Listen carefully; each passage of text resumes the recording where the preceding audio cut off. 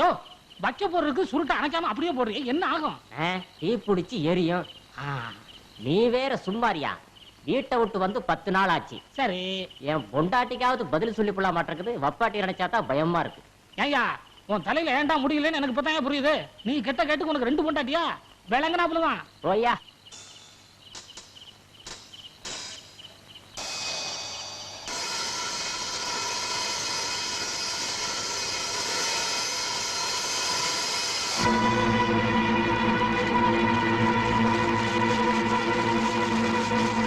நெருப்பு நீங்க வாங்கயா, வாங்கயா.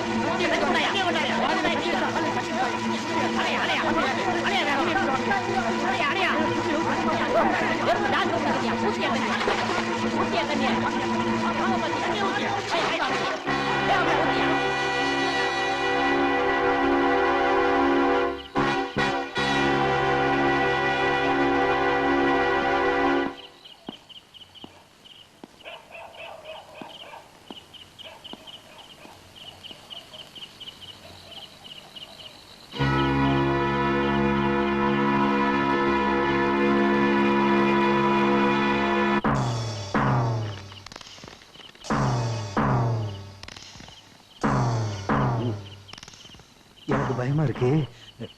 நீ என் கூட வா. ஏன் பயப்படுறீங்க? நான் தான் கூடவே இருக்கேன்ல.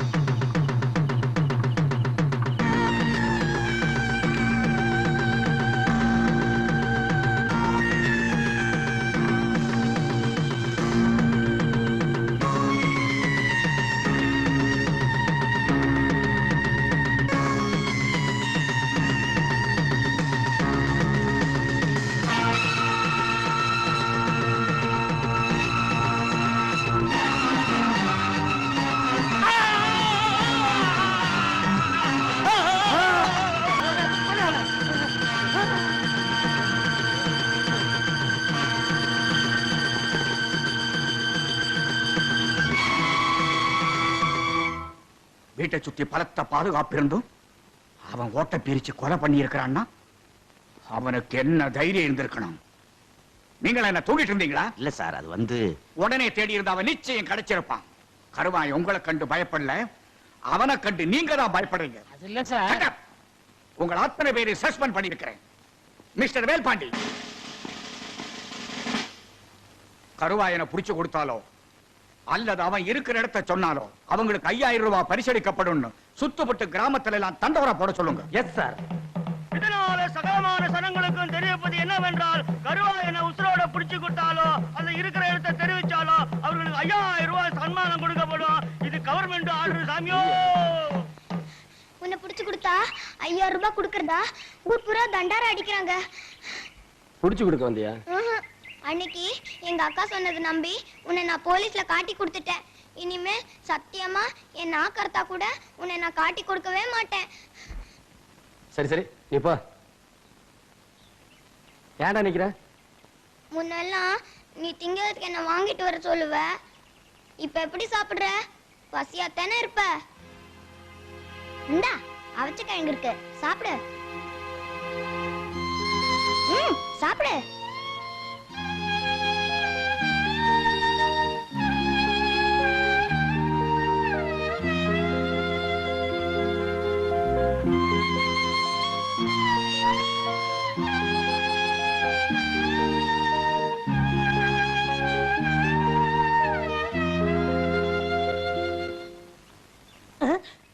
குற்றம் புரிந்தவன் வாழ்க்கையில் நிம்மதி கொள்வதென்பதே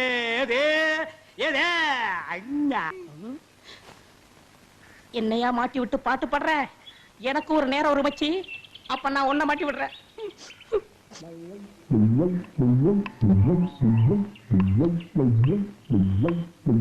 தம்பி உள்ளூர் தானே? ஆமா, நான் வெளியூர் பண்ணையாரு. அதுல ஒண்ணும் தப்பு இல்லையே. என் பொண்ணுக்கு கல்யாணம் பேசி முடிச்சாச்சு. அதுக்குள்ள அதுக்கு திடீர்னு பேய் பிடிச்சு போச்சு. இந்த ஊர்ல நல்ல மந்திரவாதி இருக்காங்கல்ல. மந்திரவாதியா?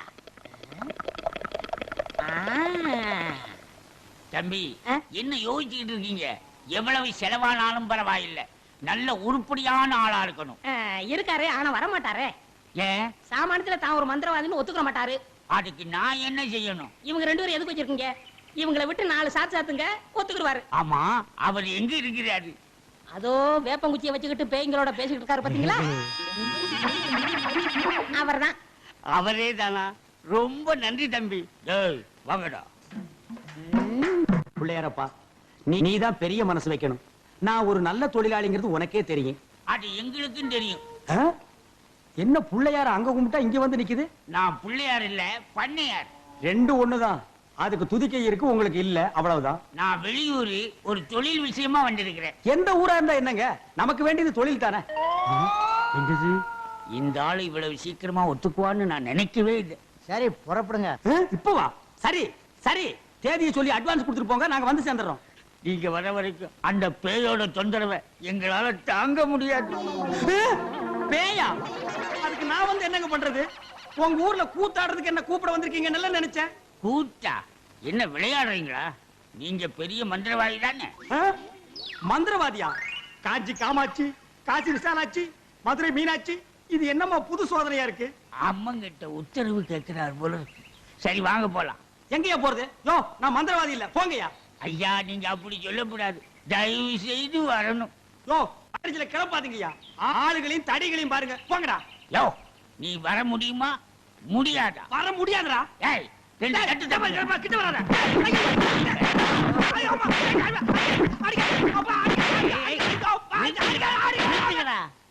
அப்ப நீ மந்திரவாதி தானே? ஆமா ஆமா, நான் மந்திரவாதி. அடி உதவுற மாதிரி அண்ணன் தம்பி கூட உதவ மாட்டான். ஓட்டிட்டு வாங்கடா. ஓட்டிட்டு வர்றதுக்கு நான் என்ன ஆடா மாடா? ஏய், ஓட்டுங்கடா. தாடி தள்ளாத. ராஜயோகமே பாராய், ராஜயோகமே பாராய், வாழ்வினிலே ஒரு நாள் அதே திருநாள். தம்பி, நீ செஞ்ச உதவிக்கு ரொம்ப நன்றி. இதெல்லாம் சின்ன உதவி தானங்க, பார்த்து ஓட்டிட்டு போங்க. போ போ.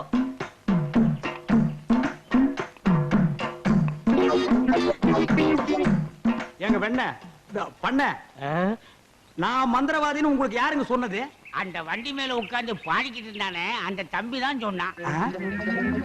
அவன் தான் என் சிஷ்யன். அப்படியா? ஏங்க, அவனை கூப்பிடாம என்ன கூட்டிட்டு வந்தா நான் எப்படிங்க மந்திரம் பண்ண முடியும்? கையும் ஓடாது, காலும் ஓடாது. அதுக்கு நான் என்னங்க செய்யறது? நீங்க போய் சிஷ்யா வான்னு கூப்பிடுங்க. அவன் சாமானியத்துல ஒத்துக்க மாட்டான்.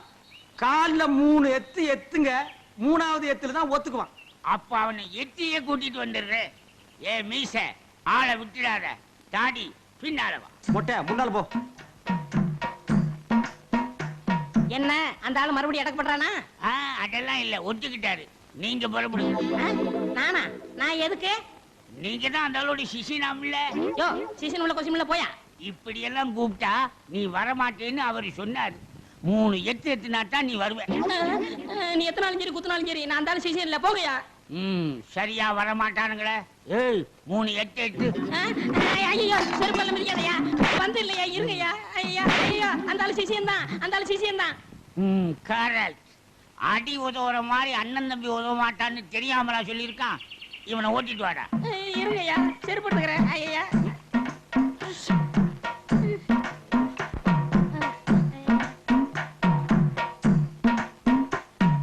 3 எத்துலயே வந்துட்டானா சிஷ்யா? குருவே. ஏய், இதெல்லாம் வீட்டுல வச்சுக்கங்கடா. யாரு வீட்லீங்க? ஏன் வீட்டுல வச்சுக்கிறேன். இவங்களை வண்டி பின்னால ஓட்டிட்டு வாங்கடா.